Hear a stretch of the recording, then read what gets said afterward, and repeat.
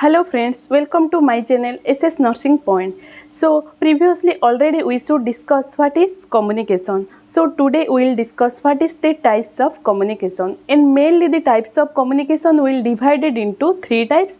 First one is social communication, second one is structured communication, and third one is therapeutic communication. So first of all we should discuss what is social communication. So social communication means what? That is a unplanned communication. That means you should not having a plan that you should provided some communication to others. So communication means what? When we should sending some information, that is called as communication. So previously we should not decided that we should give some knowledge or some communication to others, but suddenly due to any situation, if you are trying to give some communication to other, that is called as social communication, and that communication is related to our society, on the favor of our society, that is called as social communication.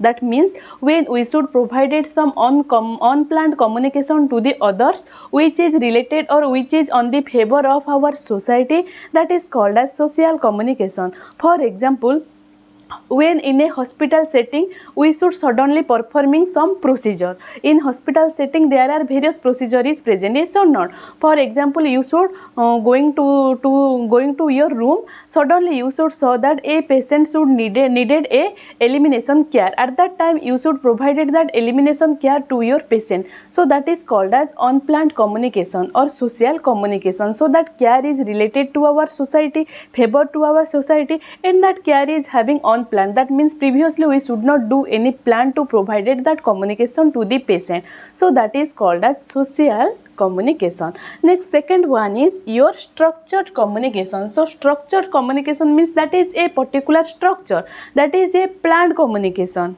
Understood? So when you should provided some planned communication to others, that is called as structured communication, and that is having a structure. For example, a patient is having diabetes mellitus and he is treated under you. So that you should know when the patient will having discharge, when the patient will go to their home. So before going to their home, you should provided some health education regarding diabetes mellitus to your patient, and you should provided the knowledge that how the patient themselves take the insulin injection. So that is one type of health education. So that health education is having a plan. That means previously already we should having that plan, that we should provided health teaching to the patient before he will going to their home. So that is having a structured communication. So structured communication means what? When our communication is having a plan, that means previously we should having a plan that we should provided some basic knowledge to the patient. So that is called as structured communication. Next one is therapeutic communication. So therapeutic communication may be having a planned communication or maybe having a unplanned communication, but the therapeutic communication means what? That is the communication between nurse and patient. So when there is a communication process is occur between a nurse and patient, that is called as therapeutic communication. So maybe that therapeutic communication is having planned or unplanned. Next, the main aim or the main motive of that therapeutic communication is that we should relieve the anxiety and tension level of a patient. That is our main role or main aim in that therapeutic communication. So that is the three types of communication. Social communication, that is always having unplanned communication. Structured communication, that means it is having a particular structure or having a planned communication. Next one is therapeutic communication, means when the communication process is occur between a nurse and patient, that is called as therapeutic communication. So if in exam there is asked the question the types of communication, under that also you should write what is the modes of communication. Next we should discuss what is the modes of communication. So that modes of communication will divided into three types. First one is communication based on the relationship. So that communication based on the relationship will divided into two types. One is formal communication and another one is informal communication. So formal communication means what? When there is a rules and regulation or a terms or a norms is present before doing any conversation, that is called as formal communication. For example, any official communication. So whenever we should do any official communication, there is a rules and regulation will present present that at first we should provided some greetings. That means at first whenever we should show our seniors, we should talk them that good morning, yeah, good afternoon. So there is a rules and regulation is present, and also there is a rules is present, we should talk silently. Yes or not? So that condition or that rules and regulation is otherwise called as formal communication. Whenever we should do some communication that is having a formally, that means that there is some rules and regulation will present, then there is, that is called as formal communication. Next one is informal communication. So informal communication means before doing in that communication there is no certain rules and regulation is present. We should talk informally. There is no casual rules and regulation is present. So that is called as informal communication. For example, when we should talk with our friends. So whenever we should talk with our friend, at first we should not thought that what we should tell to him, what we should talk with them. Yes or not? So that is called as informal communication. So when there is nothing, any type of rules and regulation is present before doing any conversation, that is called as informal communication. So the communication based on relationship will divided into two types. One is formal communication, second one is informal. Formal communication means before doing that communication there is a rules and regulation is present, for example any official communication. Informal communication means before doing that communication there is no rules and regulation is present, we should talk with casually. For example, whenever we should talk with our close friends.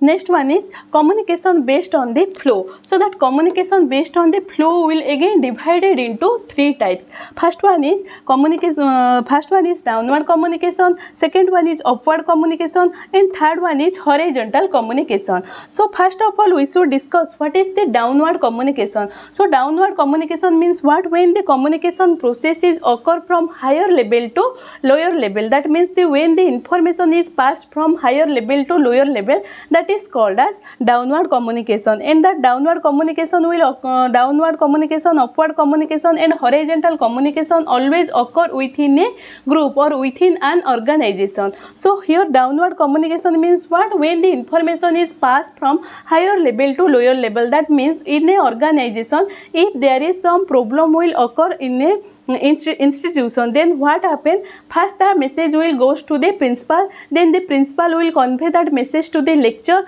then that lecturer will convey that message nearer to the student. So that process is called as downward communication. That means the information is moved from higher level to lower level. Next one is upward communication. So upward communication means what? When the information is comes from lower level to higher level, that is called as upward communication. For example, if there is some problem is present in a student, then at first the student will discuss, then tell their problem to the lecturer, lecturer will convey that message to the principal. So that procedure is occur by lower level to higher level. So when the message is comes from lower level to higher level, that is called as upward communication. Next one is horizontal communication. So horizontal communication means what? When the communication process is occur between a same level people. So that is called as horizontal communication. That means communication occurred between lectures. So all the lectures are having same level. So when the communication process will occur between lecture, that is called as horizontal communication. Or communication process occur between students. So all the students are having same level. So when the communication process are occur between a same level person, then that is called as horizontal communication. So that is the communication based on flow. Next one is communication based on expression. So based on our expression, the communication will divided into two types. One is verbal communication, second one is non-verbal communication. So verbal communication means what? When we should try to convey our message by verbally. That means I will talk with you, then that is called as verbal communication. So when by talking we should share some information, that is called as verbal communication. Non-verbal communication means without talking, if I should convey my message, for example I should convey my message by our eye movement. So that is called as non-verbal communication. So when the message will convey from one person to another person without any talking, for example by our body movement, by our activity, by our eye movement, so that is called as non-verbal communication. So it is all about your modes of communication. Again, there is another types of mode of communication is also present that now we should discuss. Next we will discuss another modes of communication. So that modes of communication again divided into three types. First one is communication based on parties involved. So communication based on parties involved will again divided into two types. First one is internal communication and second one is external communication. So internal communication means what? When the communication process will occur within an organization, that is called as internal communication. So communication process occurred within an organization is called as internal communication. Next one is external communication. That means when the communication process will occur between two different organizations, that is called as external communication. So that internal communication is again divided into two types. First one is vertical communication, second one is horizontal communication. So that vertical communication is divided into three types. First one is downward communication, second one is upward communication, and third one is cross diagonal communication. So downward communication process means what? When the communication process is occurred between or the information is comes from higher level to lower level, that is called as downward communication. Then upward communication means what? When the information is passes from lower level to higher level, that is called as upward communication. Next one is cross and diagonal communication. So cross and diagonal communication means what? When the communication process is occurred between two different ranks person or two different level of persons people, then that is called as cross or diagonal communication. Next one is horizontal communication. So horizontal communication means when the communication process will occur between the two same level persons, that is called as horizontal communication. Next one is communication based on formality. So according to the formality, the communication process again divided into two types. First one is formal communication, second one will be informal communication. So first we should discuss what is the formal communication. So formal communication means what? There is a certain rules and regulation is present before doing that communication. Some norms, some terms is present, that is called as formal communication. For example, any official conversation. Next one is informal communication. So informal communication means what? Before doing communication there is nothing, any types of rules and regulation is present, that is called as informal communication. We should talk informally. For example, the communication between two close friends.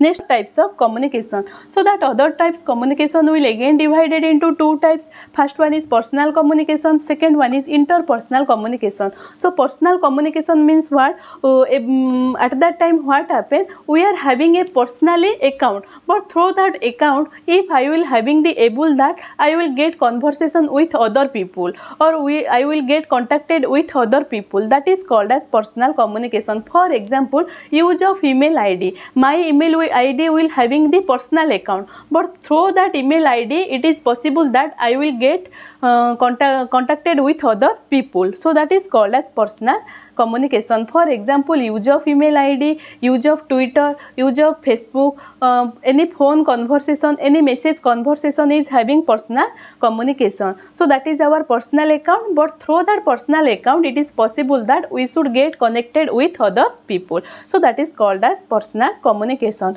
Next one is interpersonal communication. So interpersonal communication means when we should get connected with other people and try to know what is other people's feeling, what is other people's motive, and also try to solve their problem, that is called as interpersonal communication. So when we should mix with other and try to solve their problem, that is called as interpersonal communication. So that is all about your types of communication and modes of communication.